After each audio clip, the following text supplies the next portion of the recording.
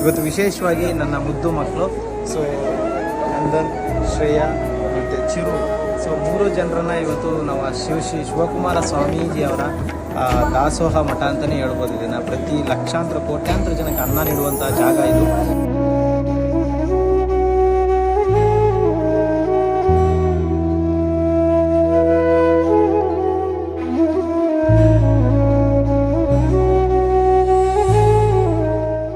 ಮಕ್ಕಳಿಗೆ ಮುಖ್ಯವಾಗಿ ಎಜುಕೇಷನ್ ಕಮ್ಮಿ ಆದರೂ ಪರವಾಗಿಲ್ಲ, ಸಂಸ್ಕಾರ ಅನ್ನೋದು ಯಾವುದೇ ಕಾರಣಕ್ಕೂ ಕಮ್ಮಿ ಆಗಬಾರ್ದು.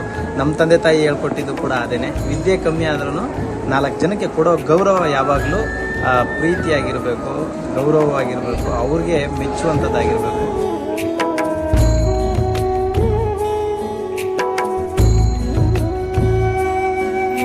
ಪುಣ್ಯವಾದ ಜಾಗ. ಈ ಪುಣ್ಯವಾದ ಜಾಗ ಕರ್ಕೊಂಬಂದು ಮಕ್ಕಳೆಲ್ಲ ಹೇಗಿರ್ತಾರೆ ಶಿಸ್ತುಬದ್ಧವಾಗಿ. ನೋಡಿ, ನಾವು ಮನೆಗಳಲ್ಲಿ ನಮ್ಮ ಮಕ್ಕಳನ್ನು ತಂದೆ ತಾಯಿ ಜೊತೆ ಇಟ್ಕೊಂಡು ಪ್ರೀತಿ ಪ್ರೋತ್ಸಾಹದಿಂದ ಸಾಕ್ತೀವಿ. ಬಟ್ ಆದರೆ ಇಲ್ಲಿ ಎಷ್ಟೋ ಜನ ಮಕ್ಕಳಿಗೆ ವಿದ್ಯಾಭ್ಯಾಸ ಕೊಡ್ತಾ ದಾಸೋಹ ನೀಡ್ತಾ ನಮ್ಮ ಶ್ರೀ ಶಿವಕುಮಾರ ಸ್ವಾಮೀಜಿ ಅವರು ಲಕ್ಷಾಂತರ ಜನಕ್ಕೆ ಒಂದು ಮಾದರಿಯಾಗಿದ್ದಾರೆ.